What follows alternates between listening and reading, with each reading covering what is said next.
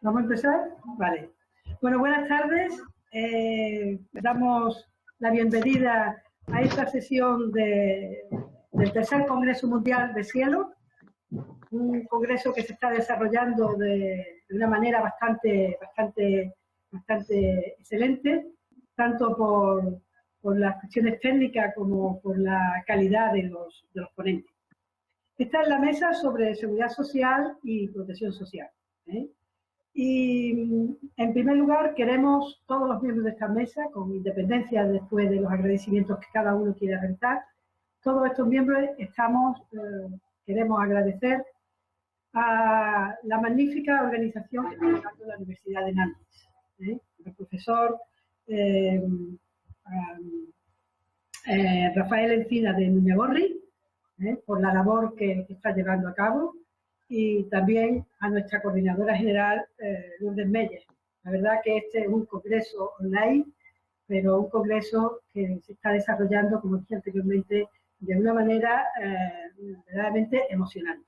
Es muy buena la calidad de los ponentes y a ellos hay que agradecerles. Y también todos aquellos que nos están viendo desde distintos lugares. He recibido un WhatsApp de Argentina, de una brasileña que se encuentra ahora mismo en Polonia y estaba viendo la sesión y me estaba mandando algunos WhatsApp. Prácticamente le dije, participa en el chat, porque estaba dándome su opinión sobre la sesión. En fin, que creo que es un éxito que se debe a todos los que están participando, todos los ponentes y, por supuesto, a todos aquellos que nos estáis viendo desde vuestros hogares o de donde estéis. Bien, también quiero agradecer, y en especial a la profesora Yaslí Lafita Cobas, de Cuba, que está aquí con nosotros. Ha sido una sorpresa porque, en primer lugar, se nos dijo que por cuestiones técnicas no podía estar aquí con nosotros. La verdad que ha sido una sorpresa, que todos los miembros, todos los componentes de esta mesa, le agradecemos el esfuerzo que ha hecho para que esté con nosotros. Muchísimas gracias. Bien, una vez realizada esta pequeña presentación, pues os voy a decir de qué forma hemos programado entre todos, hemos consensuado esta mesa de debate. Otra cosa es cómo vaya a salir, porque el directo es el directo. Pero nosotros tuvimos una reunión hace 2 días y acordamos realizar una pequeña exposición, cada uno de 10 minutos, realizar una exposición, y esa exposición estaba relacionada con la ponencia que cada uno presenta, pero al final esa presentación, que es continuación del vídeo, que ustedes ya han tenido que ver, la termina con una pregunta, una cuestión, que se la realiza al siguiente ponente. El siguiente ponente, pues igual, empieza, contesta y después pues ya lo deriva en su tema o en lo que considere oportuno y finaliza con otra pregunta que se la pasa al siguiente ponente. Cada uno va a intervenir como máximo 10 minutos. Esa es la primera parte de este debate. Y después está la segunda parte. La segunda parte son todos aquellos que nos estáis viendo y que esperamos las preguntas que nos realicéis por el chat para poder debatirlo y para poder cada uno expresar nuestra opinión. Contestar a la pregunta, que es de lo que se trata. Bien, esa es la manera que tenemos programada de realizar esta sesión.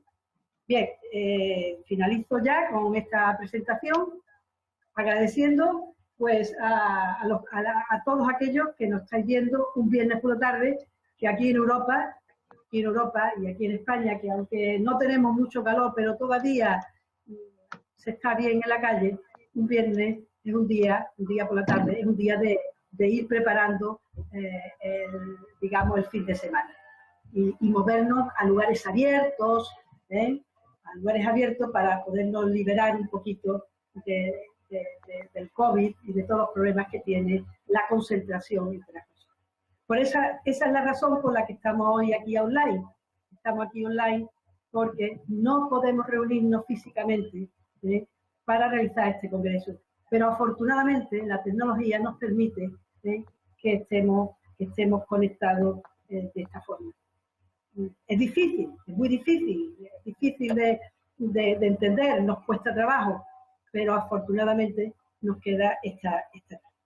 Bien, voy a presentar, los componentes son, primero voy a realizar una pequeña intervención sobre mi ponencia y después voy a derivar la pregunta a Mónica Britton, profesora en la representación italiana, que es profesora asociada de la Universidad del Salento de Italia, y también a la profesora Carla Spinelli, que es profesora asociada de la Universidad Aldo Moro de Bari.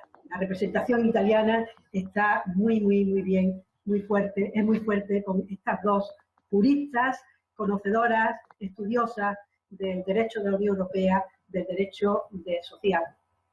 Bien, después continuaremos con el profesor doctor Manuel García Muñoz de la Universidad Pablo Olavide de España, que representa a España, es un experto en temas de seguridad social y él nos va a hablar sobre el tema de las líneas prospectivas sobre la regulación de la seguridad social derivada de la incorporación de las nuevas tecnologías. Es un título muy largo, pero prácticamente nos hablará de esas líneas prospectivas que va a incidir en la regulación de la seguridad social como consecuencia de la incorporación de las nuevas tecnologías, bueno, o de la cultura digital, que esa podemos identificar, las nuevas tecnologías del siglo XXI, la podemos identificar ya con la palabra cultura digital.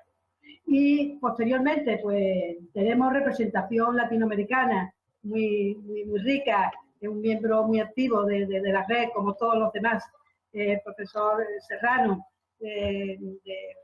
por Perú, que nos va a hablar de la seguridad y salud y de la protección social en Perú. Él es inspector de trabajo de la Intendencia de Perú y un incansable, en concreto de SUNACIL de Perú, y un incansable estudioso que está su presencia es casi obligada en todos los eventos de carácter internacional.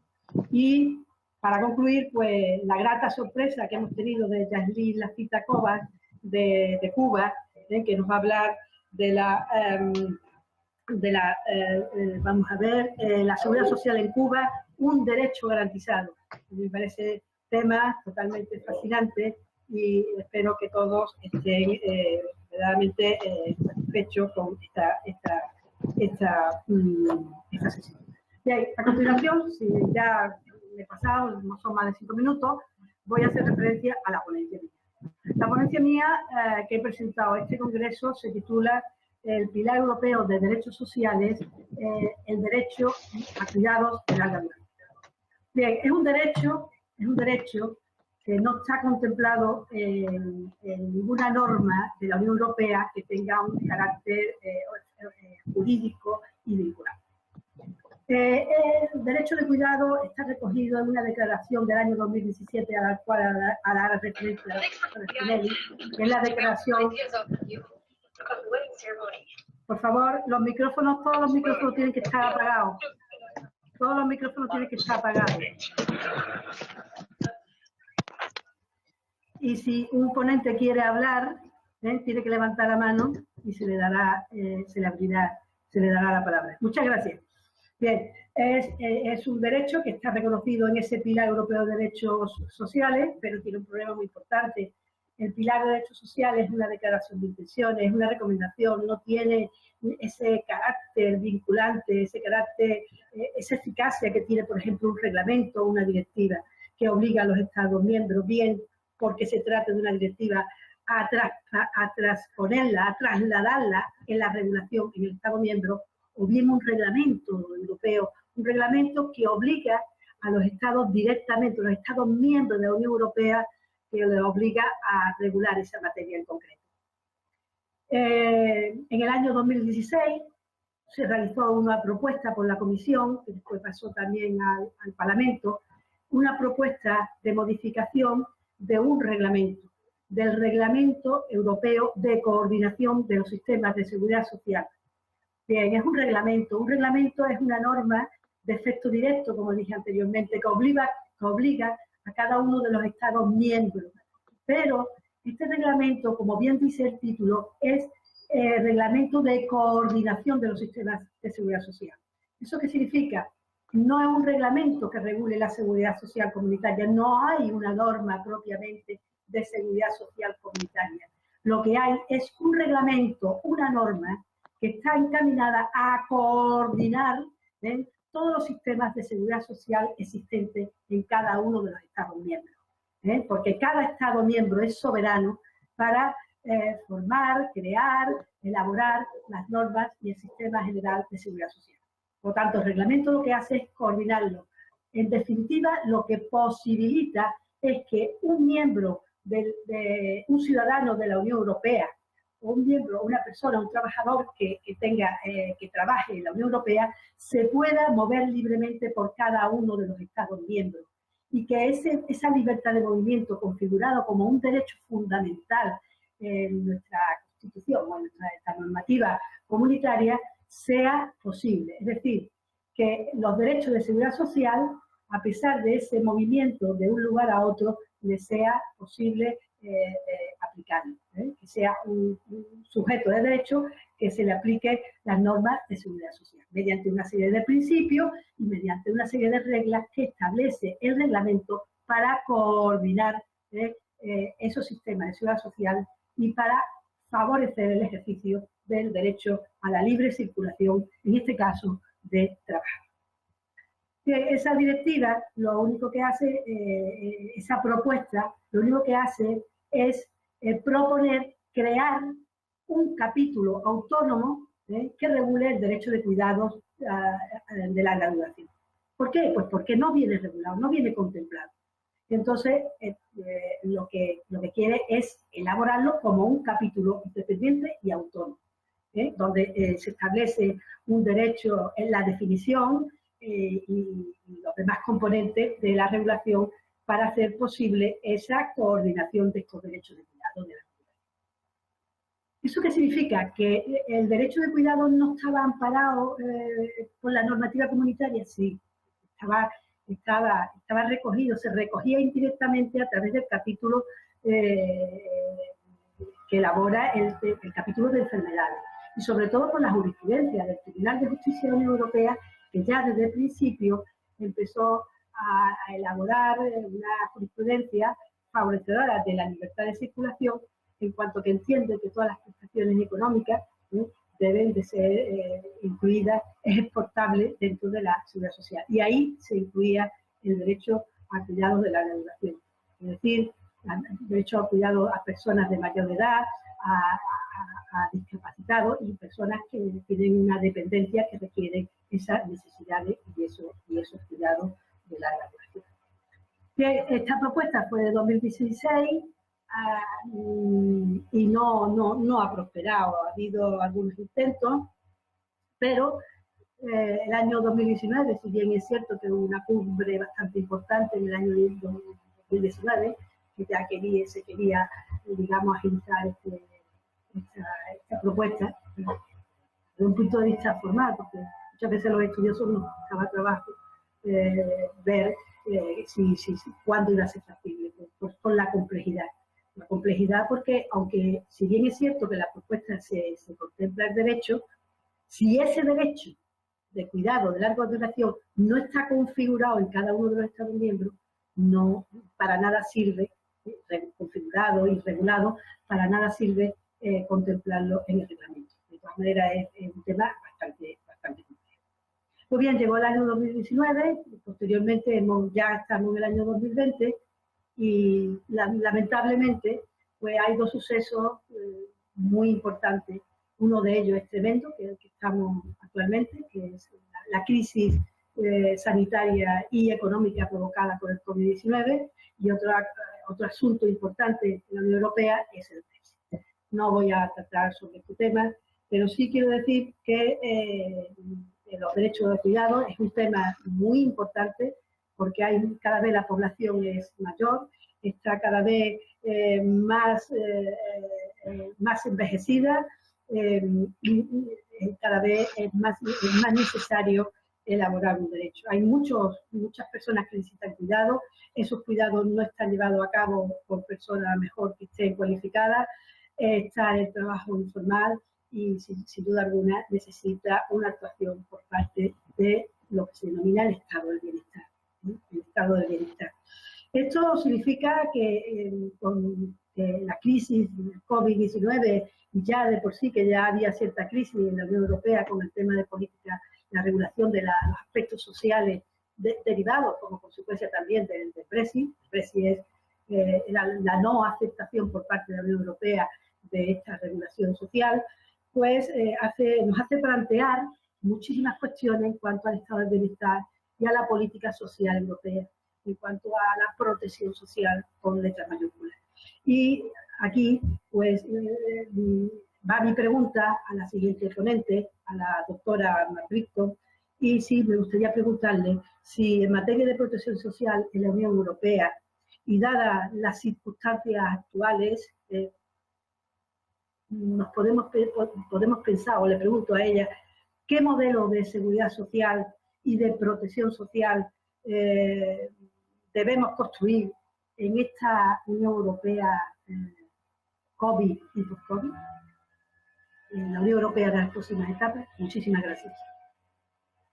Tiene la palabra Mónica Macristo. Por favor, enchufe el micrófono. Sí, lo enchufé. Muchas gracias al cielo por todo este esfuerzo para organizar este importante congreso. Yo hablaré en español, aunque mi español no es muy bueno, porque pienso que en cualquier modo facilita mejor que hablar en italiano o en portugués. Pero ya ahora pido un poco de clemencia de parte de ustedes. Ahora, la pregunta que me hizo Macarena agarra muy bien el sentido de mi contribución con Carla Spinelli en este congreso. Porque nosotros partimos de una cosa que se sabe, una cosa conocida, que en la historia institucional de los países europeos, la protección social se fue construyendo o a través de la ciudadanía, sí, con la importancia de ser ciudadano o ciudadana, o del trabajo. Algunas veces también un poco más mixta, pero tenemos fundamentalmente dos criterios que en la historia social de los países europeos fueron y son muy importantes para consentir el acceso a la protección social, al sistema de seguridad social. Y nosotros habíamos decidido ahora a profundizar algunos de estos aspectos del uso de estos dos criterios en la Unión Europea, porque sabemos todos que después del Tratado de Maastricht, nosotros tenemos un sistema de libre circulación que anterior al tratado, ma que permanece aún ahora, el sistema de circulación, la libre circulación de los trabajadores en todo el territorio de la Unión Europea, y tenemos después de Maastricht también un otro criterio, que es el criterio de la libre circulación de los ciudadanos y de las ciudadanas europeas. Así que nosotros, examinando en particular dos documentos importantes de la Unión Europea, el reglamento 883 del 2004, que es la coordinación de los sistemas de seguridad social, e la direttiva 38 del 2004, a la luz de una jurisprudencia del Tribunal de Justicia de la Unión Europea, esaminando appunto las sentenze Brey, Dano, Alimovic, García Nieto y otras, nos ponemos el problema, ma in definitiva, ¿cuál es el criterio determinante para que garantiza efectivamente la libre circulación? Entendiendo la libre circulación, no solo la circulación por un periodo breve, ma el que le sigue a la libre circulación es la posibilidad de estabilizarse en uno de los países de la Unión Europea. Y en eso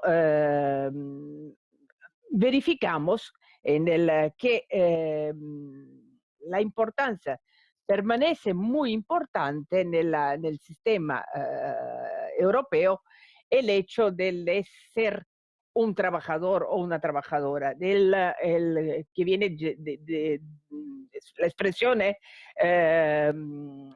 un sujeto che sia una persona economicamente attiva.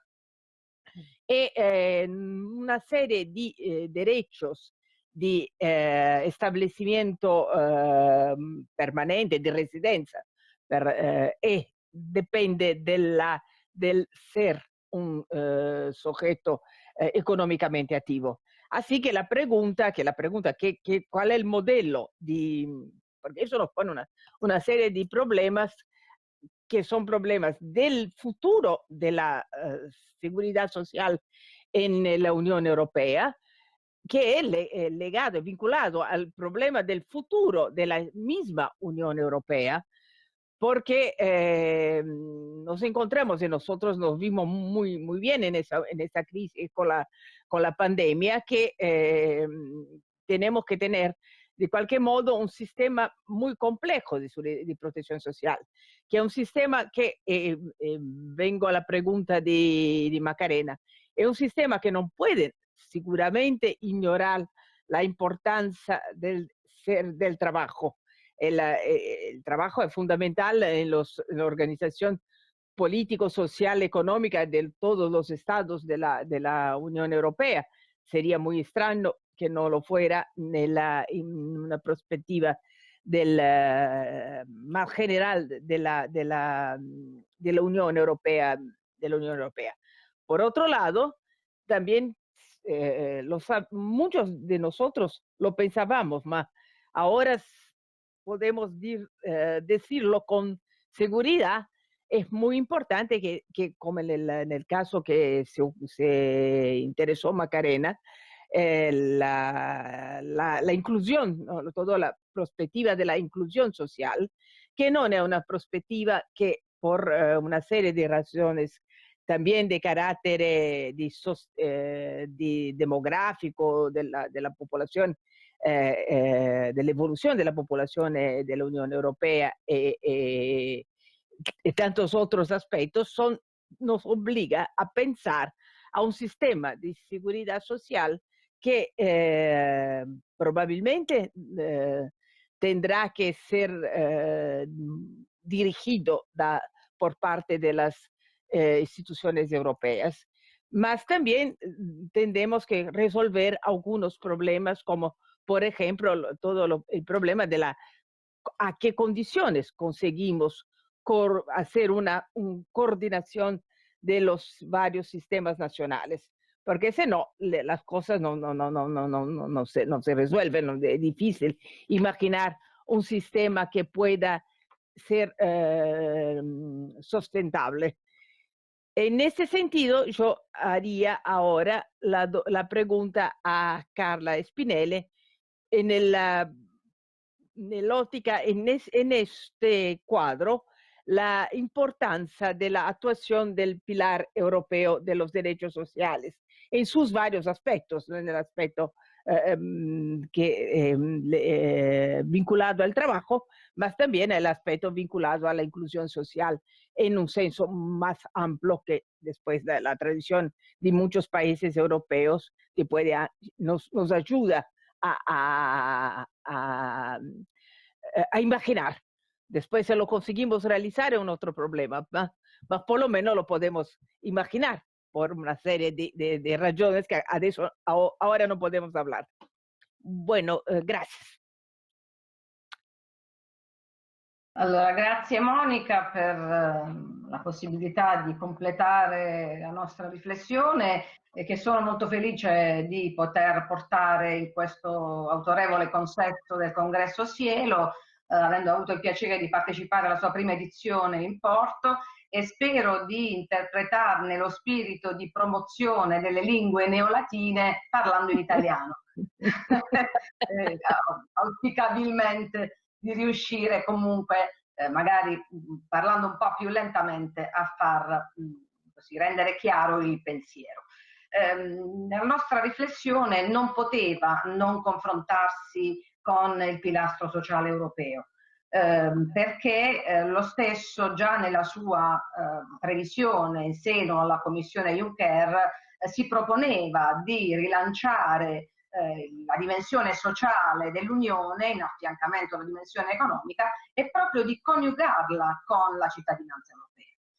E il pilastro rivela allora nelle sue origini, nei suoi contenuti e vedremo anche nella sua attuazione, conferma la tensione fra diritti sociali e riconoscimimento della cittadinanza europea come titolo abilitante, come ci ricordava Monica. Partiamo dall'origine, dicevo, l'obiettivo era quello di recuperare una credibilità dell'Unione presso i cittadini, fortemente depauperatasi per effetto della gestione della crisi con strumenti improntati al tema dell'austerity. Ma il pilastro, ci hanno cominciato a pensare nel 2015, è stato varato nel 2017 e poi si è scontrato con la pandemia. E quindi oggi dobbiamo leggerlo alla luce di quella che sarà l'evoluzione della dimensione sociale dell'Unione dopo il Covid, dopo la pandemia, che interroga una svolta dell'economia europea in senso verde e digitale, ma al tempo stesso una economia giusta. Quindi diciamo, la dimensione della solidarietà e della giustizia sociale sono nelle dichiarazioni della Commissione von der Leyen, che eredita il pilastro e al pilastro intende fare riferimento per attuare la dimensione sociale.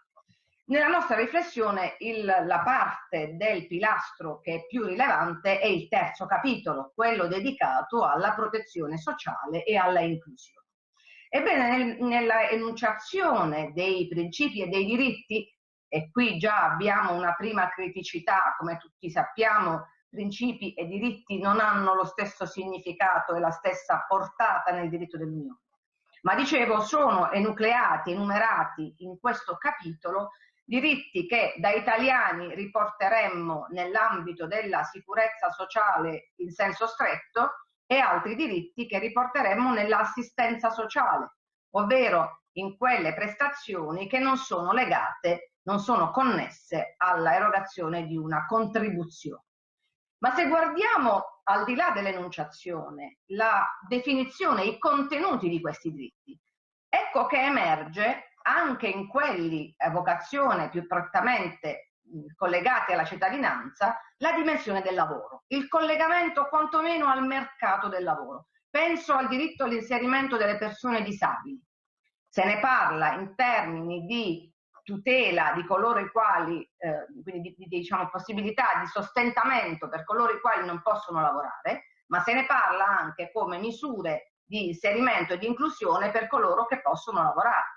Penso al principio sul reddito minimo, nel quale in realtà si fa riferimento tanto al reddito minimo, cioè al salario minimo legato al lavoro, ma anche al reddito minimo inteso come misura appunto di sostentamento per chi è privo di mezzi di lavoro, purché non diventi uno strumento per non accedere nuovamente al mercato del lavoro. Quindi la dimensione ambigua e ambivalente del destinatario del diritto, il cittadino europeo piuttosto il lavoratore europeo, è visibile nella definizione dei principi contenuti nel terzo capo del pilastro.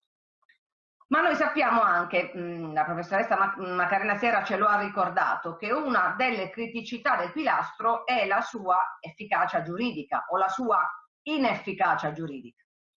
Il pilastro ha bisogno di essere attuato attraverso misure del diritto dell'Unione, ma anche molto attraverso misure del diritto nazionale. Anzi, il ruolo degli Stati membri è fortemente determinante per una concreta attuazione di questi principi. E quindi anche se guardiamo oltre il pilastro e alle prime misure della sua attuazione, ritroviamo questa tensione tra la centralità del lavoro o del lavoratore piuttosto che del cittadino. Penso alla direttiva sulla conciliazione che si rivolge ai lavoratori, penso alla direttiva sulle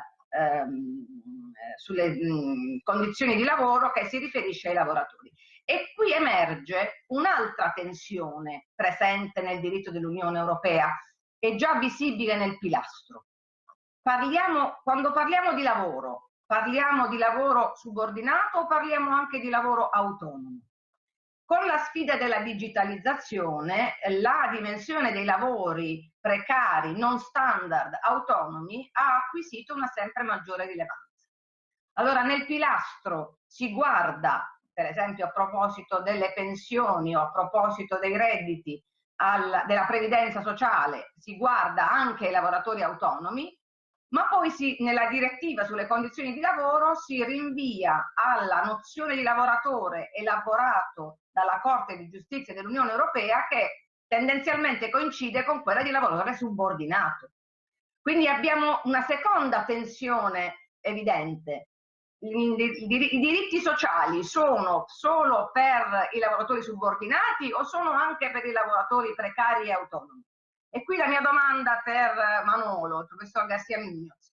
Il pilastro sociale dà effettivamente un contributo, può dare effettivamente un contributo per la trasformazione digitale dell'Unione alle tutele sociali dei lavoratori autonomi, precari del mondo, della gig economy, del mondo digitale?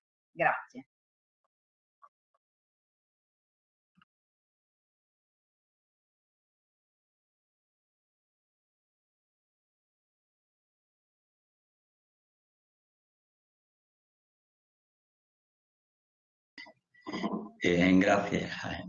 Gracias mille, profesoressa Spinelli.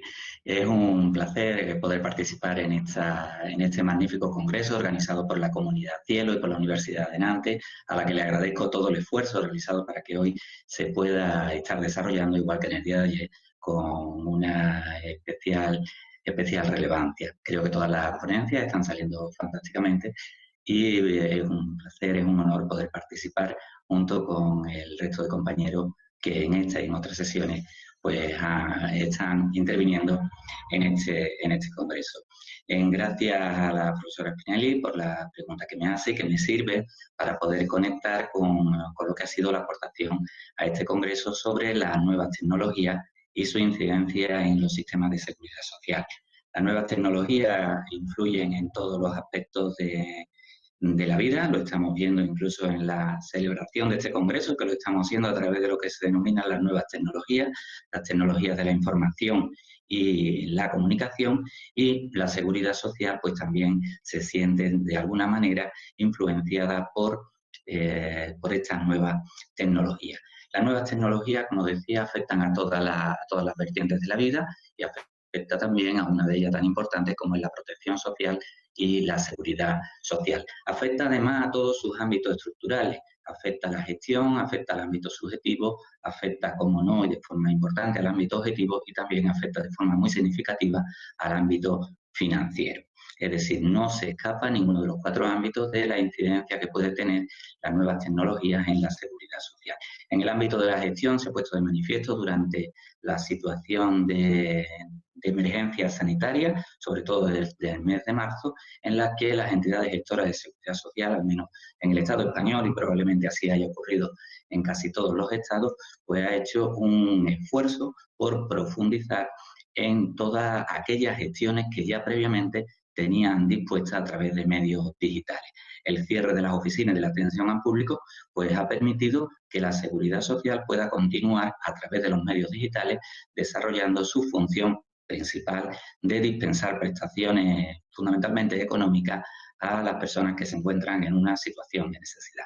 Este, como es conocido es el objetivo que tiene cualquier sistema de protección social y fundamentalmente el sistema de seguridad social, dispensar prestaciones a las personas que se encuentran en una situación de necesidad. Para dispensar prestaciones, el sistema necesita de recursos económicos y tanto la dispensación de prestaciones como la obtención de recursos económicos pues se pueden ver influenciados por las nuevas tecnologías. La nueva tecnología, la tecnología en general, es uno de los factores que inciden en el sistema de seguridad social, en tanto que inciden en el modo, en la forma, en las herramientas en las que se desarrolla el trabajo subordinado. No solo el trabajo subordinado, como decía la profesora Spinelli, sino también el trabajo autónomo. Como decía, el trabajo autónomo. Este modo de desarrollar el trabajo pues influye, como decía, puede influir en la relación de los sujetos protegidos con la seguridad social. Junto con las tecnologías no es solo el factor que puede incidir en el sistema de seguridad social, sino que también influyen los sistemas tradicionales, los factores tradicionales como es el demográfico, como es el sociológico y como es incluso el propio laboral. El social y el tecnológico, en mi modesta opinión, están aquí de forma íntimamente unidas porque coinciden ahora mismo en el ámbito laboral distintas generaciones de trabajadores. Generaciones que están más acostumbradas al desarrollo del trabajo a través de herramientas digitales y generaciones que están más alejadas a este tipo de trabajo, bien sea con medios telemáticos o bien sea con un tipo de máquina que requiera una cierta especialización. También que las generaciones que actualmente están más familiarizadas con las nuevas tecnologías conlleva que su forma de concebir el trabajo sea distinta a generaciones más remotas. Por ejemplo, la denominada generación millennial, anterior a la que actualmente está incorporándose al mercado de trabajo, como es la generación Z, pues son unas generaciones que primero se sienten más vinculadas con el trabajo a distancia, se sienten más vinculadas con un trabajo menos subordinado y más autónomo, un trabajo que tenga una mayor dosis de creatividad y sobre todo un trabajo que les facilite cambios importantes, cambios en el modo de trabajar, cambios en la actividad, incluso cambios geográficos. Son generaciones que no encuentran un obstáculo, sino que encuentran una ventaja en poderse desplazar a otros territorios. Con lo cual, pues también, como decía la profesora Matt Britton, pues sería necesario establecer medidas para que estos tránsitos de trabajadores pues no repercutieran negativamente ni en su acceso a las prestaciones, ni correlativamente tampoco en la posibilidad de los distintos sistemas de seguridad social de poder atraer recursos para su financiación. Centrándome fundamentalmente en el aspecto tecnológico, actualmente la incorporación de las nuevas tecnologías con carácter general en todas las actividades productivas, aunque no en todas tienen el mismo impacto, pero se considera que sí introduce un alto grado de automatización de las distintas actividades. Automatización de las actividades, digitalización a su vez de los puestos de trabajo y de las herramientas que se utilizan y también incluso la sustitución de trabajadores a través de lo que se denominan máquinas inteligentes o robots. ¿Cuáles son las consecuencias que tiene esta incorporación de las nuevas tecnologías en el trabajo y cuáles son fundamentalmente las consecuencias que puede tener en la seguridad social? Pues en primer lugar significa que los trabajadores en el desarrollo de su actividad productiva ya no están tan sometidos a una coordenada de tiempo y espacio como ocurría con el trabajo tradicional subordinado. Ello implica que también al estar más motivados en transitar entre distintas actividades, incluso entre distintos países, lo que se denomina su carrera de aportaciones al sistema, pues pueda verse sometida a interrupciones, lo que va a conllevar a que el propio sistema de seguridad social tenga que adaptarse mediante el cambio, tanto probablemente de la forma de cotización, es decir, de la forma de realizar aportaciones al sistema, como de las formas de cálculo de las propias prestaciones del sistema de seguridad social. Probablemente ya no podamos seguir con los esquemas hasta ahora basados en largos periodos de aportaciones, sino que probablemente se tengan que ensayar otras fórmulas que al final pueda permitir a los trabajadores, cuando se encuentren en una de las contingencias protegidas, tener derecho a una prestación suficiente. Otra de las cuestiones que se plantea dentro, como también creo recordar que decía la profesora Spinelli, la tensión entre protección y también recursos para poder hacer frente a esta protección. Surge el debate sobre si sería necesario o no, sería oportuno que las denominadas máquinas inteligentes pudieran cotizar. Hay opiniones a favor y en contra, sobre todo algunas de las objeciones mayores que se le presentan son, por una parte, que con ello se rompería la relación cotización-prestación, puesto que las máquinas, los robots, pues no pueden padecer contingencia por su propia entidad. En mi opinión, no creo que fuera una objeción demasiado fuerte, porque, como nosotros ya sabemos, los sistemas de seguridad social modernos, los sistemas de seguridad social actuales, ya no están tan basados en una relación cotización-prestación, sino que se consideran más unos modelos de redistribución de la riqueza en general. En tanto que las máquinas inteligentes aportan una mayor productividad a las empresas, pues no podría estar de más que se pensara en que pudieran hacer algún tipo, el que fuera habría que estudiarlo, algún tipo de cotización al sistema de seguridad social. Se plantea también el debate si sería la empresa que genera, que crea, que fabrica el robot, que fabrica las máquinas inteligentes, o si tendría que ser la empresa que disfruta de los beneficios del funcionamiento de esa máquina inteligente la que tendría que hacer las aportaciones al sistema de seguridad social. Probablemente sería esta última, en tanto que las máquinas lo que harían serían sustituir al trabajo de la persona física. En tanto que sustituyen al trabajo de la persona física, pues podrían realizar algún tipo, la empresa, realizar algún tipo de prestación en favor de la seguridad social. Por tanto, la influencia que puede tener la incorporación de la tecnología a la seguridad social influye en un doble sentido. Por una parte, los sistemas de seguridad social, en mi opinión, se tendrán que ir, como siempre lo han hecho desde su nacimiento, adaptándose a las nuevas formas de ejercer el trabajo por cuenta ajena, incluso ejercer el trabajo por cuenta propia, para que los trabajadores, cuando se encuentren en alguna de esas contingencias, puedan tener derecho a una cantidad económica que les permita subsistir, que les permita sustituir los ingresos que hasta ese momento estaba recibiendo. Como también puede ocurrir, dicen algunos estudios, que entre el 10, la verdad es que la horquilla es bastante amplia, que entre el 10 y el 50% podrían desaparecer empleos como consecuencia de las nuevas tecnologías,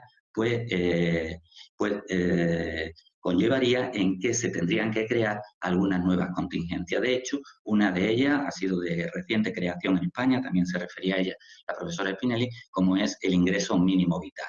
En tanto en cuanto que el sistema, el mercado, por llamarle de alguna manera, al mercado laboral no es suficiente de ofrecerle trabajo a todas las personas que la demandan, pues la seguridad social tendría, y así lo ha hecho, con todos los defectos que actualmente tiene, que probablemente se irán en la medida que sea posible despejando en el futuro, pero tendrá que otorgar prestaciones nuevas como consecuencia de que el trabajo se pueda reducir o que el número de horas que realizan los trabajadores se puedan reducir.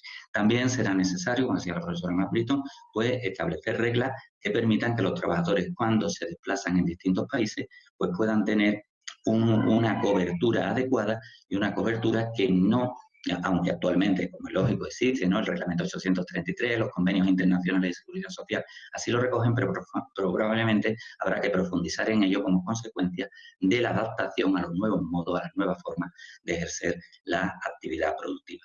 Y por otro lado, como decía, y con ello pues me voy a remitir al profesor Serrano para ir concluyendo mi intervención, tendrían también que afectar al elemento financiero del sistema de seguridad social. Cada cambio en prestaciones conlleva aparejado un cambio en la financiación de la seguridad social. La seguridad social se encuentra permanentemente en una tensión entre ofrecer prestaciones, pero al mismo tiempo en que disponga de recursos suficientes para poder otorgar esas prestaciones. Con ello, pues le preguntaría al profesor Serrano cómo actualmente en su país pues se está desarrollando, se está está cumpliendo su función el sistema mixto entre un principio de reparto, un principio de capitalización y cuáles son las medidas que se podrían, a su juicio, desarrollar para que también el trabajo informal pudiera paulatinamente incorporarse a los modelos y al modelo de seguridad social de cada uno de los estados. Muchas gracias de nuevo a todos.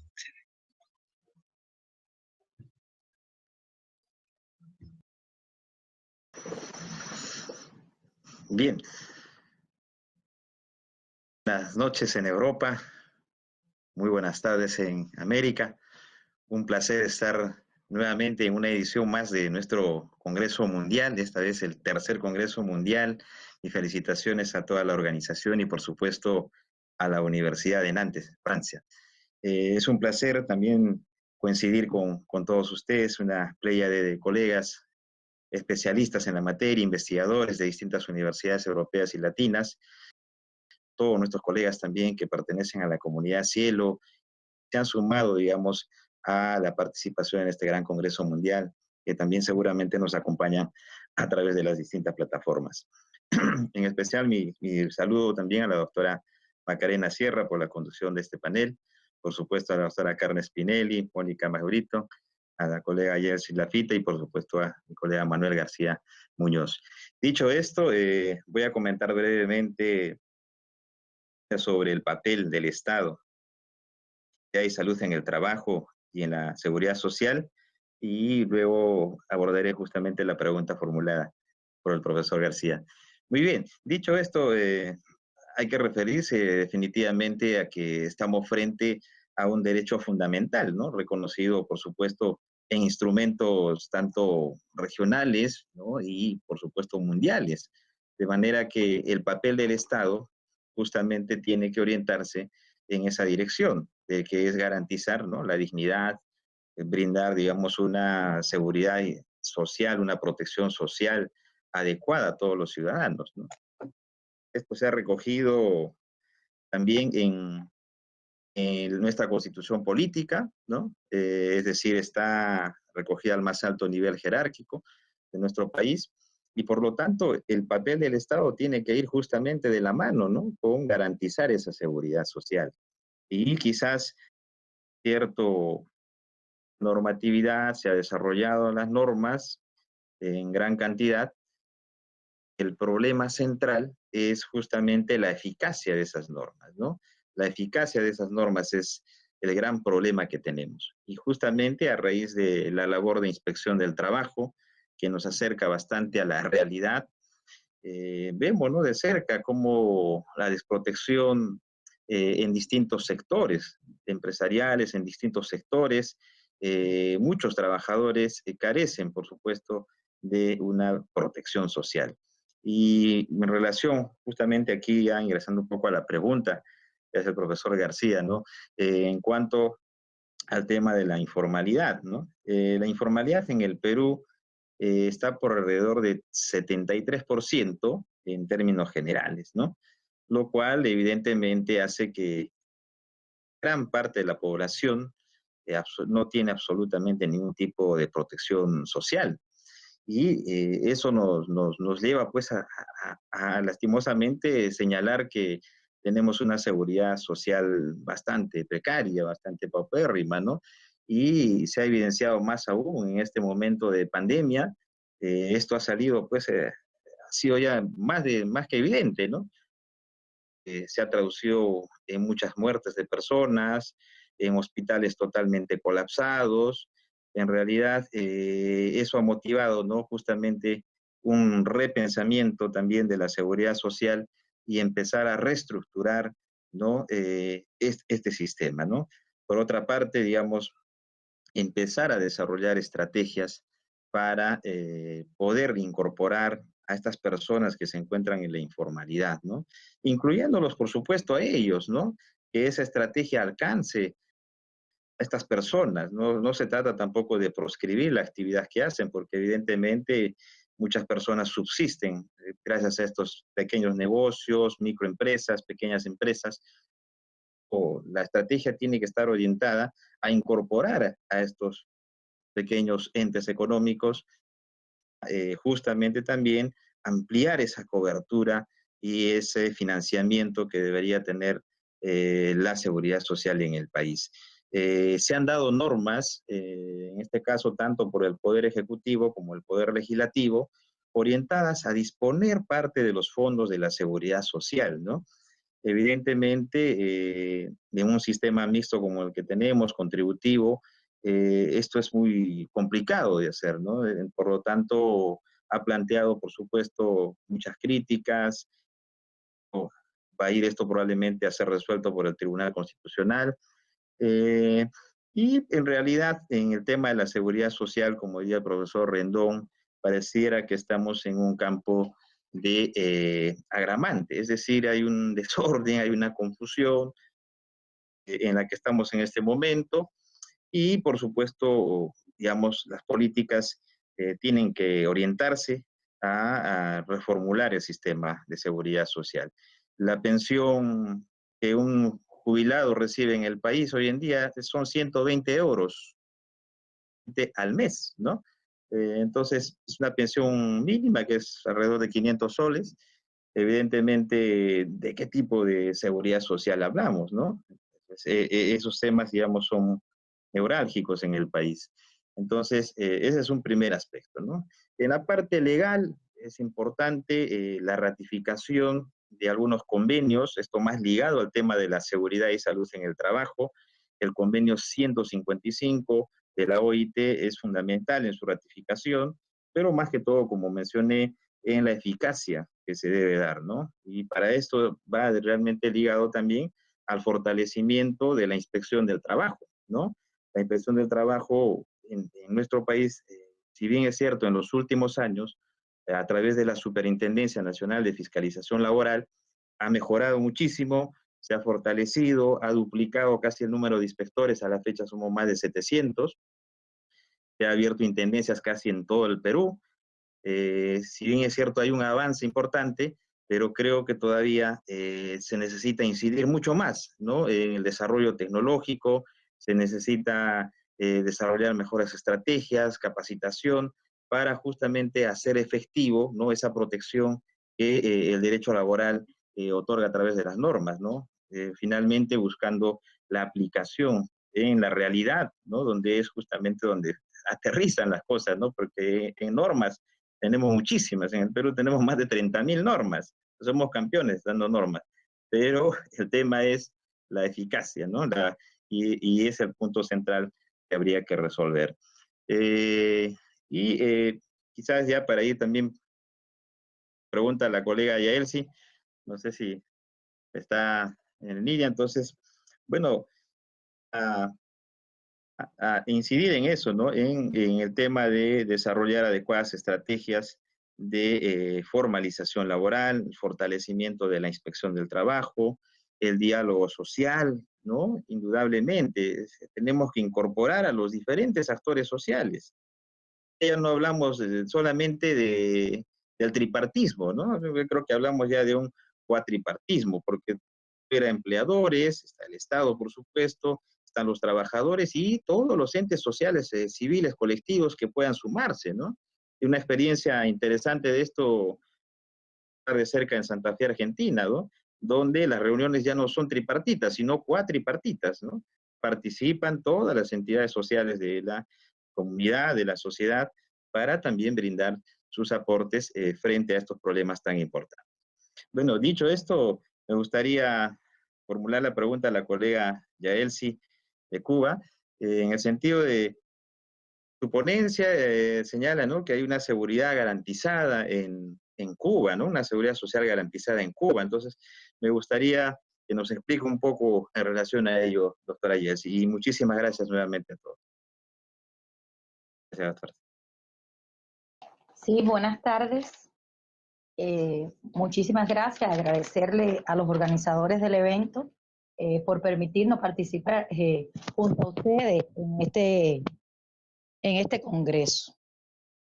Como bien decía el doctor Luis, que le mando un saludo especial, pues hemos tenido la oportunidad de coincidir tanto en Cuba como en su país, en otros congresos. Podemos empezar diciendo que Cuba reconoce desde la propia Constitución de la República el derecho a la seguridad social, previendo primeramente para aquellas personas que no están en condiciones de trabajar, ya sea por maternidad, ya sea por accidentes de trabajo, por enfermedades, ya sean enfermedades profesionales o enfermedades comunes, al igual que se protege también incluso a los abuelos que están a cuidado de los menores, y hay una protección especial también a la familia de aquellos trabajadores que que mueren en el desempeño de sus labores, ya sea por un accidente de trabajo o también por enfermedades comunes.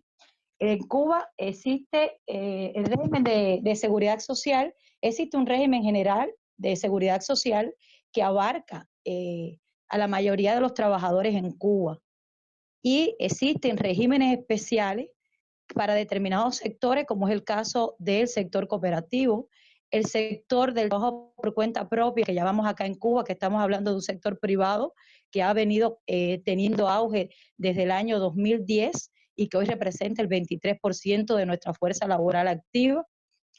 Para aquellos trabajadores que pertenecen a las Fuerzas Armadas, al Ministerio del Interior, para los artistas, también tienen regímenes especiales de seguridad social.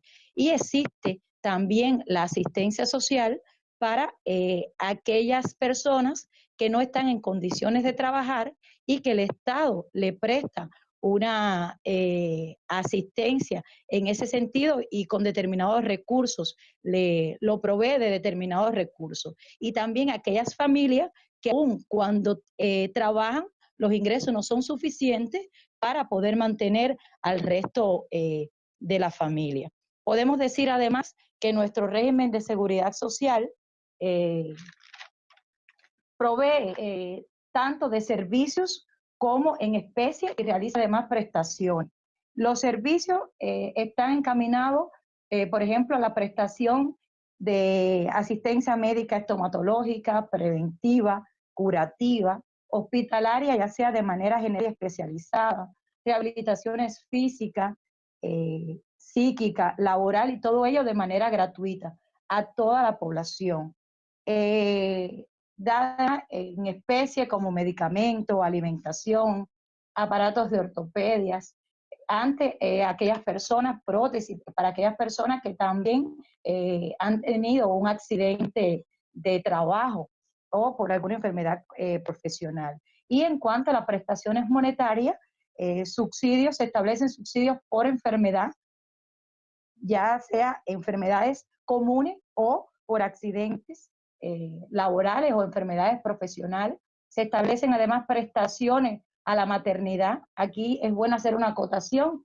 Tenemos hoy, para el tema de la maternidad, sí existe hoy una diferenciación en cuanto al tratamiento de la maternidad para aquellas trabajadoras del sector público o sector estatal, como le llamamos acá en Cuba, y para el sector del trabajo por cuenta propia o el sector privado nominalizado en nuestro país, que hoy ya se ha anunciado una unificación de esa ley de maternidad para que tanto las madres del sector privado como del sector público estén en igualdad de derechos.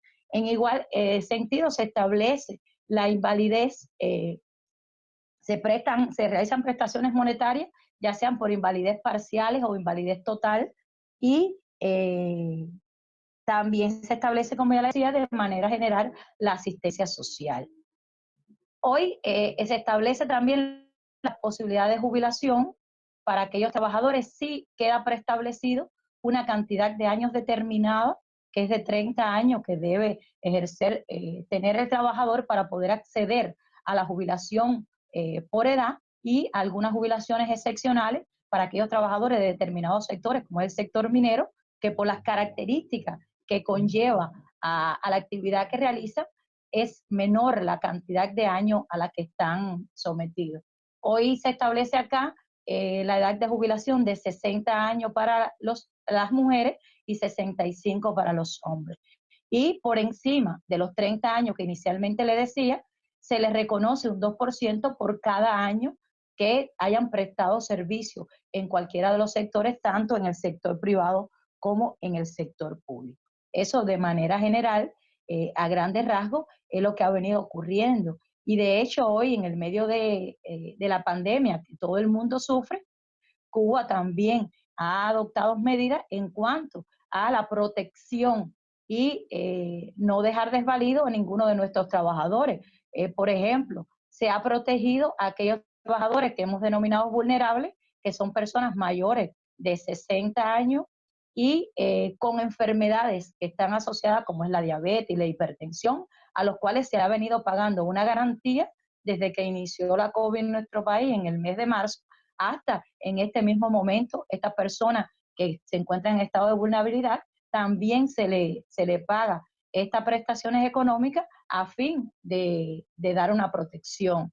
Igual ha sucedido con aquellas madres que tienen hijos menores y que se ha suspendido la educación durante todo este periodo, también se le ha pagado una garantía que permita que estas madres se dediquen al cuidado de sus hijos durante todo este periodo. Es todo, muchísimas gracias. Si tienen alguna otra pregunta o algo que quisieran acotar, estoy a su disposición. Bueno, muchísimas gracias, Yasli Lafita. Muchísimas gracias a todos los ponentes. Ha estado las presentaciones que habéis realizado, vuestras exposiciones han sido escuetas, acertadas y excelentes. Felicito, la verdad que está muy bien. Ahora tenemos que pasar a la segunda parte. La segunda parte es el chat. Y en el chat pues tenemos dos preguntas. Una del profesor Vigo de la Universidad de Málaga y otra de la profesora Borriel de la Universidad de Barcelona. La primera va destinada al profesor Manuel García Muñoz y la segunda va destinada a todos. Y cuidado porque la preguntita, quizás Mónica Britton nos pueda ayudar un poquito porque está relacionada con el tema de la violencia de género. Bueno, en fin, venga, vamos a formularla. Vamos a ver, profesor Muñoz. Paco Vigo pregunta lo siguiente. Dice, mi pregunta es, la forma en la que se debería interpretar la presunción de laboralidad del artículo 156.3 de la Ley General de Seguridad Social para los accidentes que tienen lugar en tiempo y lugar de trabajo. Dice, es decir, si en un caso de trabajador flexible y conectado que distribuye a su antojo su tiempo de trabajo, ¿estaría siempre amparado por esa presunción? Por ejemplo, en caso de ictus o infarto de miocardio. Esta pregunta también es válida para todos los ponentes, Es tema relacionado con el tiempo de trabajo y un supuesto accidente. Profesor Manuel García Muñoz, por favor, si tiene desconectado el micrófono, lo conecta. Sí. Muchas gracias, profesora Sierra. Muchas gracias también por la pregunta. Y efectivamente es uno de, no sé si he hecho referencia a ello durante la intervención. He querido señalar únicamente aquellos aspectos que considero más relevantes, pero sin duda, como formula la pregunta, lo es. Uno de los problemas que se plantea al de dibujarse las coordenadas de tiempo y de lugar es la protección que van a tener las contingencias que se actualicen cuando el trabajador se encuentra prestando su servicio, pero no se encuentra en el lugar de trabajo previamente definido, como lo venimos entendiendo con carácter general, y también en un horario también predefinido con anterioridad.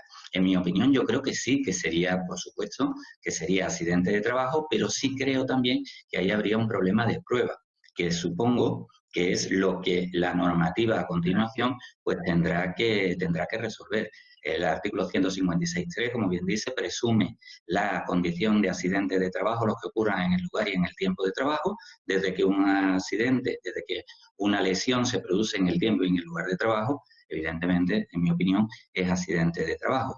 La cuestión siguiente será, como ocurre también actualmente en casi todos los accidentes de trabajo, el poder demostrar qué ha sido en tiempo y qué ha sido en lugar de trabajo. Efectivamente, el lugar de trabajo es un lugar abierto, así lo entiende la jurisprudencia y así se entiende por la doctrina. El tiempo de trabajo, en mi opinión, igual, y por tanto será accidente de trabajo, insisto, con la dificultad de poderlo probar.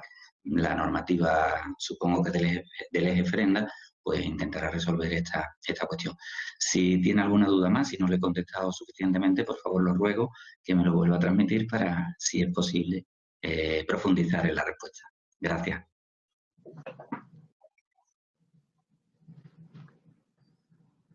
Muchas gracias, doctor García Muñoz. ¿Alguno de los ponentes quiere comentar algo? ¿O pasamos a la siguiente pregunta? Vale, Carla, la doctora Spinelli.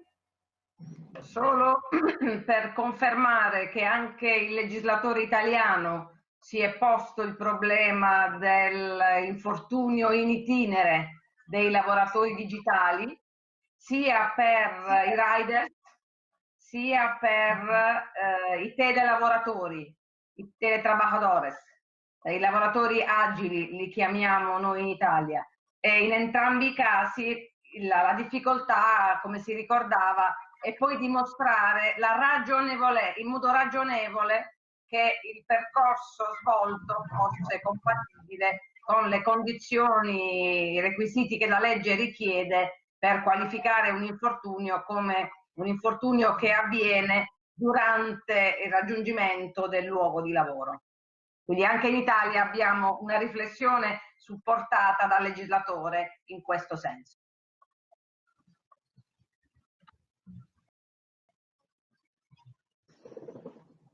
Muchas gracias. ¿Alguno, profesor Serrano? ¿Sí?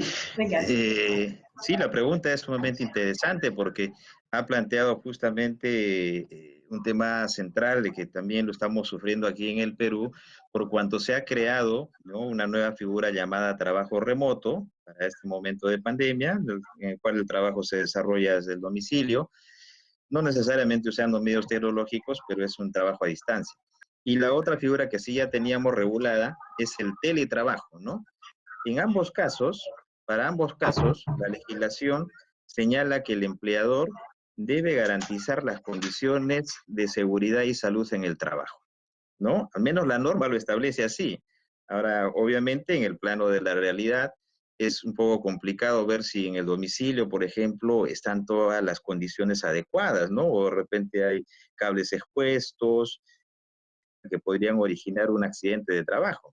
En principio, entonces, en teoría, sí, la responsabilidad la asume y es un accidente de trabajo por cuanto está dentro de su jornada, está a disposición del empleador, por lo tanto, se considera también un accidente de trabajo.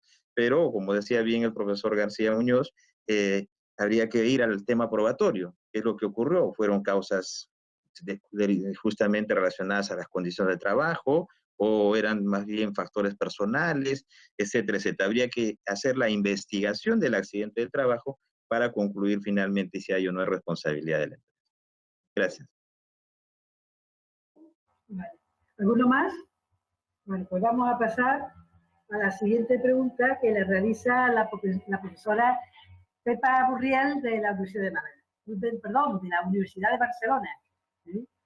Dice, ¿cómo puede o debería la seguridad social proteger a las trabajadoras a distancia que sufran violencia de género en sus domicilios, que son a su vez lugar de trabajo? Hay otra más, ¿eh? Hay otra más.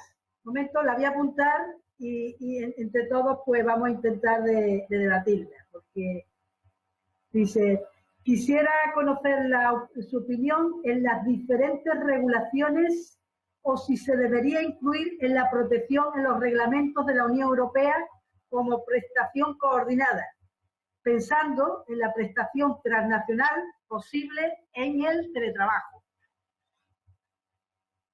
Una bomba de relojería. A ver, ¿quién contesta?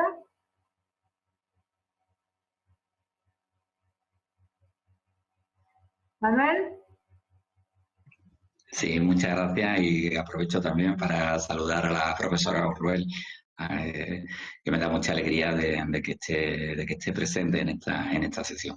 No sé si he entendido muy bien la pregunta, pero creo que se refería a si la mujer que sufre violencia de género en su domicilio durante el tiempo que está prestando su servicio, a través de teletrabajo o de cualquier modalidad telemática, si se consideraría las consecuencias que tuviera esa actuación de violencia de género, si se consideraría protegida o no por la seguridad social. Entiendo que es la vertiente de accidente de trabajo. En este caso, conecto con la respuesta de la pregunta anterior. Todo lo que suceda en el tiempo y en el lugar de trabajo se presume que es accidente de trabajo y correspondería a la entidad gestora o al responsable de la prestación demostrar que no ha estado vinculado ese accidente con el trabajo. En este caso, podría, si es en el tiempo y en el lugar de trabajo, podría regir la presunción, pero probablemente la entidad gestora podría demostrar que la relación causa-efecto no está vinculada con el trabajo, sino que la persona lo ha sufrido por motivos diferentes, en este caso por violencia de género, que, salvo que esté relacionada directamente con el trabajo, pues le excluiría la protección de accidente de trabajo. Gracias. De acuerdo, muchas gracias, profesor García. Tengo la mano levantada. ¿Carla Spinelli o era de anterior? Carla Spinelli, Mónica Mabrito. Mónica, le vamos a dar la palabra a Mónica. Después la tiene Carla, y después se la damos a Luis Serrano. ¿De acuerdo? Venga, tenemos tiempo. No, Gracias a todos. No, la pregunta es justamente la pregunta que me permite decir, aunque el problema hoy de la seguridad social, de la protección social, justamente por el panorama que estamos afrontando en este encuentro, es un problema que probabilmente tenemos que pensarlo en las dos dimensiones, por lo menos en dos dimensiones: la dimensión de la persona, en este caso de la mujer en cuanto mujer, en cuanto un sujeto, y del trabajo. La complicación es justamente esta, que tenemos que, lo que decía también Manolo, las nuevas tecnologías, el uso de otros instrumentos, de otras circunstancias en que se hace el trabajo, nos obliga a pensar en grande, en todo cómo construir el nuevo sistema, un sistema que tenga cuenta de todas los dos problemas, porque de los dos aspectos del problema, porque por otro lado,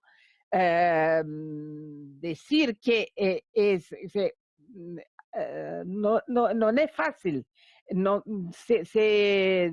además del problema probatorio, tenemos el problema de las categorías, porque el empresario tendría que, es problemático también del punto de vista de la mujer, porque si entramos en la perspectiva que es accidente de trabajo, tenemos también toda una serie de problemas que son vinculados a la privacidad, a la vida de la misma trabajadora, a todo lo que se puede ser colocado en discusión. O sea, no me parece muy simple alargar lo espacio del accidente de trabajo o de la protección contra el infortunio sul trabajo, porque implica también, o por lo menos podría implicar, también una mayor intromisión del empleador en la vida privada del trabajador que trabaja a distancia, que trabaja con il telelavoro. Así que no es tanto la exigencia de protección, la tenemos, tiene seguramente la pregunta, es una pregunta importante porque pone un problema que también en Italia se está discutiendo, porque crecieron los casos de violencia doméstica y violencia contra la mujer en este momento, con el trabajo a distancia. Pero la categoría tradicional tal vez sea una categoría muy chiquita, muy estrecha para afrontar estos nuevos problemas. Así que lo tenemos que tematizar, lo tenemos que tematizar con esta amplia respiro de la cuestión. Porque si no, repito, nos encontraremos de nuevo con tener que garantizar también la posición. O sea, la mujer no solo trabaja en casa y muchas veces tiene problemas de conciliación con la vida familiar. Puede subir en el ejemplo, una violencia doméstica y corre riesgo que el empleador se permita de hacer preguntas, investigación, porque si se trata de accidentes de trabajo, tenemos también todo esto aspecto de la cuestión. Es un poquitito, es complicado, es muy complicado, pero naturalmente tenemos que enfrentar también esos tipos de problemas, con certeza. Ahora, Muchas gracias, profesora. Tiene la palabra la dottora Carla Spinelli. Gracias. Se posso interpretare e completare il pensiero di Monica, forse con un'altra domanda.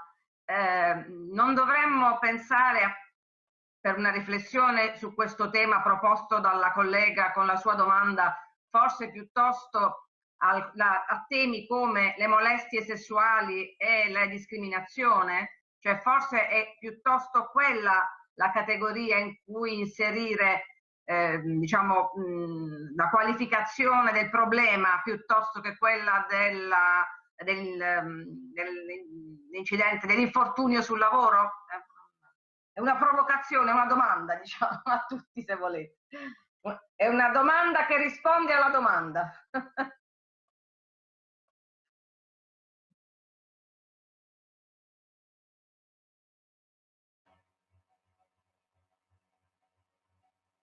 Leslie.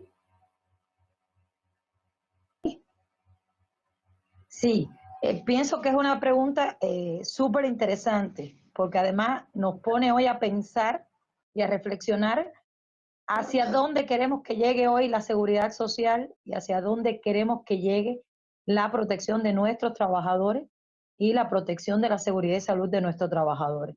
Lo cierto es que hoy, con el uso de la nueva tecnología de la comunicación y las informaciones, nuestro país tampoco se ha quedado atrás. Con este tema de la COVID nos ha obligado también a utilizar hoy el teletrabajo y el trabajo a distancia, y sin embargo no están en las normas estipuladas cómo vamos a enfrentar esta problemática. Tenemos que repensar ante esta nueva situación, ante estas nuevas formas de trabajo, cómo vamos a ver, desde qué óptica vamos a ver a la seguridad social, desde qué óptica vamos a ver la protección al trabajador desde la seguridad y salud del trabajo. Y la doctora Mónica decía algo: ¿hasta dónde es el límite de la vida privada? ¿Hasta dónde es el límite del ámbito de trabajo y de la relación de trabajo? Y como decía el doctor inicialmente, tiempo y espacio donde se ejecuta la relación de trabajo, y entonces a partir de ahí tendríamos que repensar cómo delimitar qué obligaciones nos corresponde como empleador, qué derechos tenemos como trabajadores. En fin, pienso que todos de manera, como lo estamos haciendo en este Congreso, tenemos que ir pensando de cómo desde nuestros propios países, cómo vamos a ir implementando todas estas situaciones que son reales y que desafortunadamente en cuanto a violencia de género se ha demostrado en esta situación de la COVID que ha existido un incremento y en los países de Latinoamérica ha existido un incremento sostenido de la violencia de género hacia nuestras mujeres. Muchísimas gracias. Ok, bien.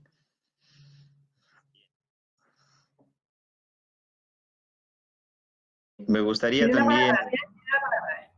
me gustaría brindar también una respuesta y en principio saludar a la doctora Pepa Gurriel, con quien tuvimos ocasión de coincidir en un evento en Guatemala, en el Congreso Iberoamericano. Así que gracias por la pregunta, doctora. Es un tema bastante sensible en realidad, porque el régimen de trabajadoras del hogar en nuestro país está considerado como un régimen especial, ¿no? Y además se considera una población vulnerable. ¿Por qué? Porque normalmente en el país de las personas que desarrollan trabajo doméstico o consideradas como trabajadoras del hogar son mayormente mujeres, son personas a veces que su educación es baja y en algunos casos son menores de edad. Entonces, estos factores hacen que sea una población vulnerable, justamente propensa a muchos hechos de violación, digamos, laboral, de violencia laboral, incluso que podría llegar hasta temas de acoso sexual, ¿no? Por lo tanto, frente a este hecho, nuestro país en este tiempo ha ratificado el convenio 189 de la OIT, ¿no? Con lo cual, digamos, se permite fortalecer la protección a este grupo, digamos, tan valioso de trabajadoras y trabajadores del hogar que desarrolla la labor en este ámbito. Este convenio, ratificado por el Congreso, y, digamos, se ha traducido ya en una norma laboral especial que está próxima ya a emitirse, ¿no? Porque ya ha sido incluso señalado algunos beneficios que van a tener las trabajadoras del hogar a partir justamente de la ratificación del convenio 189, dentro de los cuales, por supuesto, está la seguridad social, ¿no? La seguridad social tanto con prestaciones de salud como también con el tema de pensiones, ¿no? Asimismo, la no discriminación, respeto al trabajo decente, al trabajo digno de las trabajadoras del hogar. Entonces, se ha tomado, digamos, ya en cuenta en el ámbito de la regulación peruana de manera más específica, garantizando derechos casi similares a todos los distintos regímenes laborales que tenemos en el país. Gracias. Muchas gracias, profesor Serrano. Y bueno, tenemos todavía tiempo, pero también quiero hacer partícipe a las personas que están interviniendo en el chat. Por ejemplo, María del Rosario Dumas nos dice que son temas que se plantean ante estas nuevas formas de prestar trabajo y dice que difícil será la prueba, pero afirma, pero son accidentes de trabajo. Se refería a la cuestión anterior. Y María Rosario Dumas también en el chat plantea lo siguiente: si entran a robar al domicilio del trabajador y ejercen violencia sobre el trabajador que realiza teletrabajo, ¿no sería accidente del trabajo? ¿Y la violencia doméstica? ¿Y la violencia doméstica que sufre en la vía pública en el trayecto es accidente en itinerario? Bueno, son preguntas muy interesantes que a veces los estudiosos nos planteamos esto y a lo mejor en la vida real no se da ante los tribunales, pero a nosotros como investigadores nos da mucho juego. ¿Qué pensáis?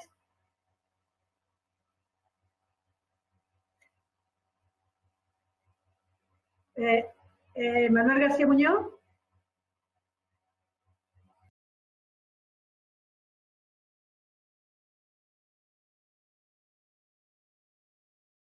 Perdón, se me había olvidado activar el micro. Yo creo que son dos cuestiones diferenciadas. Yo creo que el ejecutar la actividad profesional en un lugar distinto a lo que se considera no el centro de trabajo, sino el lugar de trabajo, y en un espacio distinto, en definitiva, y en un tiempo y en tiempo de trabajo, en nada dificulta que se pueda aplicar la presunción del artículo 156. Pero el artículo 156.3, que lo que nos viene a decir es que todo lo que sucede en el tiempo y en el lugar de trabajo es accidente de trabajo, lo que contiene es una presunción, juris tantum, que permite que permite demostrar que pese a haber ocurrido la lesión en el tiempo y en el lugar de trabajo, no existe el nexo, la causa entre trabajo y lesión, que es uno de los primeros elementos para poder determinar si estamos o no ante un accidente de trabajo. Si ocurre en el tiempo y en el lugar de trabajo, aunque el lugar de trabajo no sea el espacio físico de la empresa, sino que sea el espacio donde el trabajador está desarrollando su actividad productiva, lo cual es muy común, y es en tiempo de trabajo, la presunción va a regir, pero la entidad gestora o aquel otro sujeto que pueda ser responsable de la prestación podrá demostrar que no existe nexo entre la lesión y el trabajo. Por lo tanto, en primer lugar, tendríamos la presunción sí, pero a continuación se podría demostrar con los medios admitidos en derecho de prueba que no hay conexión entre lesión y trabajo y, en consecuencia, no sería calificado, en mi opinión, como accidente de trabajo. En cuanto también, si me permite la moderadora, con respecto a la última pregunta que se hacía en el chat, sobre si una persona sufre algún tipo de violencia entre su domicilio y el lugar de trabajo, si esa lesión se ha producido entre el lugar de trabajo y el domicilio, en mi opinión se consideraría accidente de trabajo, sin la presunción del artículo 156.3, porque estaría en el concepto de accidente in itinere, que como todos sabemos no se produce ni en el lugar ni en el tiempo de trabajo, pero sí sería calificado accidente in itinere independientemente de cuál sea el vínculo de la lesión que pueda sufrir. Muchas gracias, profesor Muñoz, García Muñoz. Yaelí Lafita levantó la mano. Sí. ¿Tiene la palabra?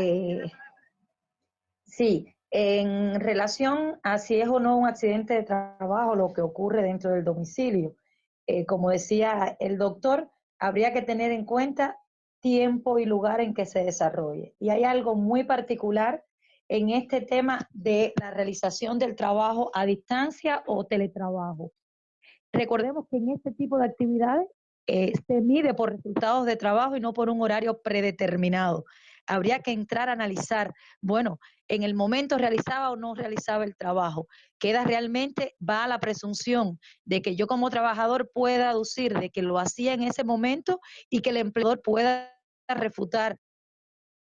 Obviamente podía estar o no vinculado en ese momento del trabajo. Y coincido con el doctor en cuanto a la violencia que se ejerce entre la casa y el lugar de trabajo, coincido plenamente en que pueda ser catalogado como un accidente de trayecto, que son propios de la característica en el momento que no ocurre ni en el trabajo ni en el domicilio, sino en el área sobre el cual usted está circulando de un lugar a otro. Por eso coincido que sí, ahí plenamente de que estaríamos en un accidente del trabajo. Pero en el caso del accidente dentro del propio hogar, habría que entrar realmente a analizar. Quedarían aristas bien difíciles de dilucidar, tanto por parte del empleador demostrar como por parte del trabajador realmente, si estábamos en tiempo, sobre todo, lugar sí, porque estaríamos desempeñando o estamos desempeñando en el domicilio, pero bueno, el tiempo está considerado, en qué momento realizamos el trabajo, si hoy ese tipo de trabajo se mide más por resultado que por tiempo real laborado. Muchísimas gracias. Vale, muchísimas gracias. Nos queda 15 minutos y yo pues me gustaría lanzar una pregunta aquí a todo el mundo. Una pregunta que ha surgido a raíz del debate. Por supuesto, todas las cuestiones que estamos abordando son cuestiones actuales. El teletrabajo, el accidente del trabajo, el tiempo, qué consideración tiene una contingencia en un momento determinado. Pero no sé, a mí me gustaría tratar un poco el tema del futuro que me parece, por un lado, inquietante y por otro, apasionante.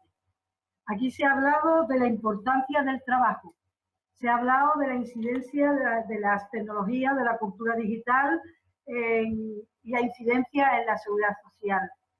Se ha hablado también de un ingreso mínimo vital.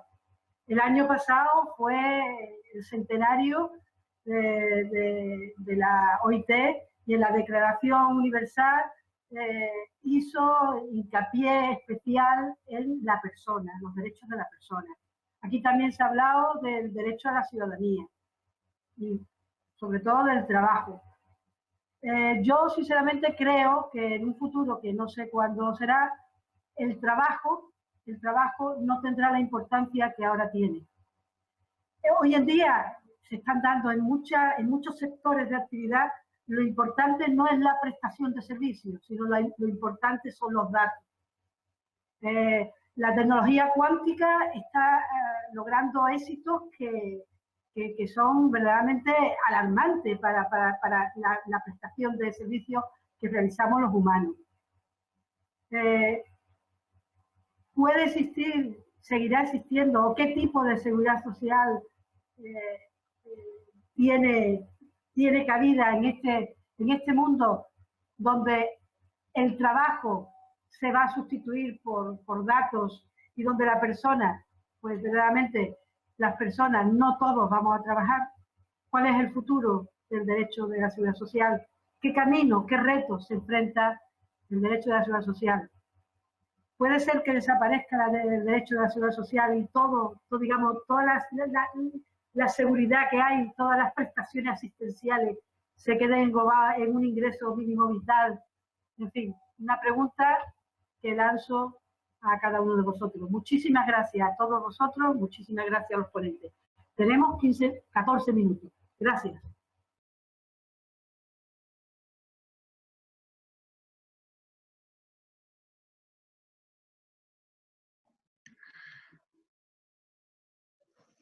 Luis Serrano.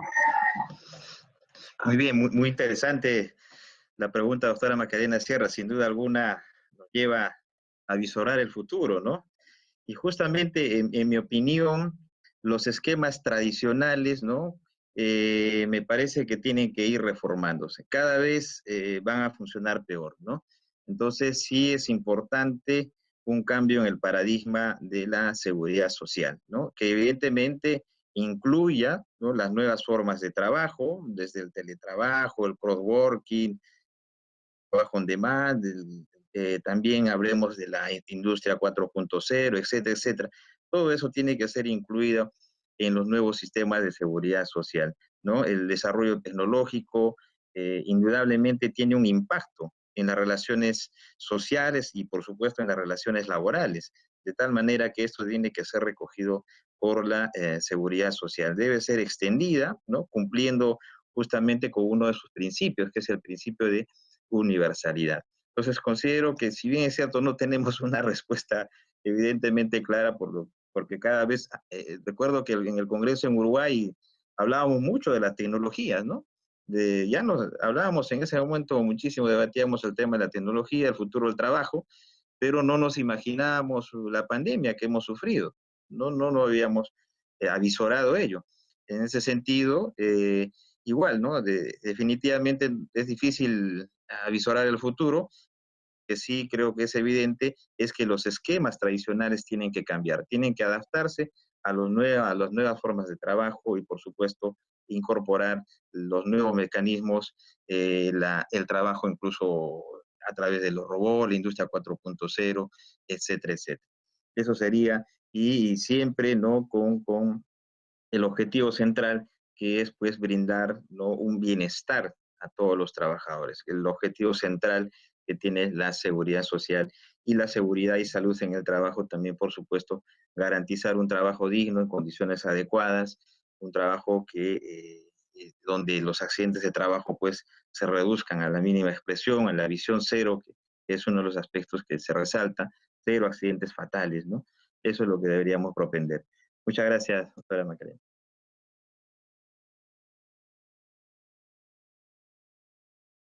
¿Alguien más quiere realizar alguna cuestión o alguna valoración?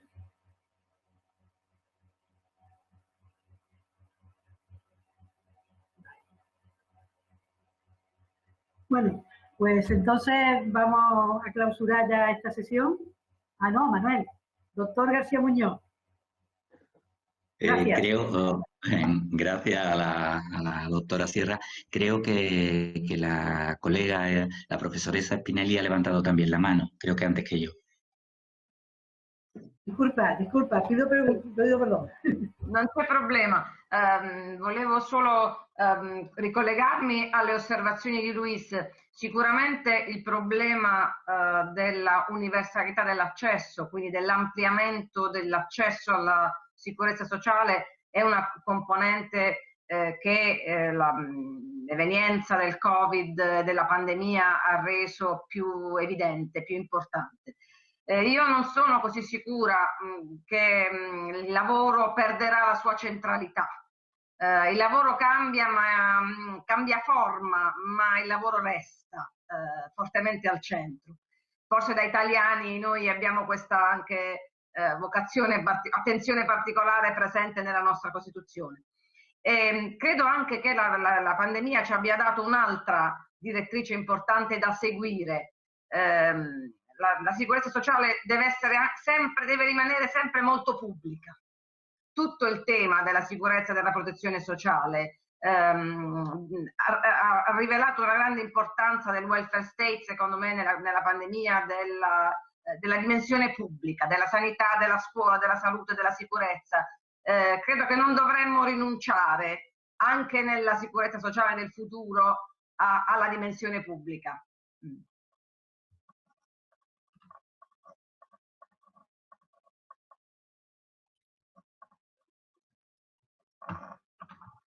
Sí. ¿Podría intervenir? Sí. Muchas gracias, doctora Sierra, por la pregunta, que creo que además lleva varias preguntas tanto implícitas como explícitas. Han sido muchas las reflexiones que ha hecho en muy poquito tiempo, y que voy a intentar, de la manera más esquemática y más telegráfica posible, responder. Coincido plenamente con la profesora Spinelli. Yo creo que el trabajo va a continuar siendo central. Lo único que cambiará es la forma que tenemos en las sociedades occidentales de procurar los recursos necesarios para la vida. El trabajo por cuenta ajena o el trabajo por cuenta propia, en definitiva, constituyen los medios para que la persona pueda desarrollarse en todas las facetas, no solo económica, sino también social, profesional, educativa, etcétera. Por otra parte, yo creo que la seguridad social, en mi opinión, desde que la llevo estudiando hace ya muchos años, siempre se está adaptando. La seguridad social constantemente se está adaptando, por una parte, para proteger de la manera mejor posible las situaciones de necesidad, y por otra parte, para poder atraer recursos que le permitan proteger esas situaciones de necesidad. El esquema tradicional de la seguridad social creo que no va a cambiar. Lo que sí está cambiando es que la seguridad social nació permanentemente e intensamente vinculada al trabajo, primero al trabajo por cuenta ajena, después tenido el trabajo por cuenta ajena, y lo que actualmente está sucediendo desde hace unos años es que la seguridad social, en algunos aspectos, pues se está desvinculando del trabajo. ¿Con qué objetivo? Pues con el objetivo de poder reparar situaciones de necesidad que no derivan especialmente del trabajo o directamente del trabajo, pero que sí son igualmente dignas de protección. Incluso indirectamente podríamos decir que sí. El ingreso mínimo vital, en definitiva, lo que está protegiendo es la falta de trabajo, la falta de la persona de poder procurarse a través del trabajo, ya sea por cuenta ajena, ya sea por cuenta propia, los dos modos tradicionales, y creo que no hay ninguno más, de desarrollar una actividad productiva, de poderle dispensar una cantidad económica. El valor y la fortaleza de la seguridad social, al mismo tiempo, es siempre poderse adaptar a las nuevas circunstancias, a las nuevas condiciones, para poder seguir cumpliendo su función de redistribución de riqueza, de solidaridad entre la sociedad y, fundamentalmente, en las sociedades que probablemente vengan con el futuro. Muchas gracias. Muchas gracias, doctor García Muñoz. Simplemente voy, por hacer partícipe a las personas que están en el chat, saludos de la profesora Pepa Burriel, a Luis Serrano y a Yasli, y felicitar a todos los ponentes.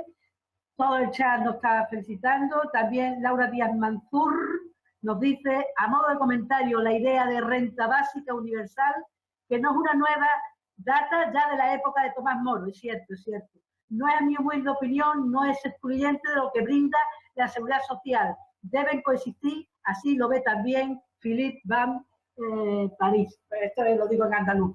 Bueno, nos queda 2 minutos, 3 minutos, y simplemente quiero deciros que esto el debate final, este final de esta sesión, abre un nuevo debate que espero que nos veamos en el 4º Congreso Mundial de Cielo.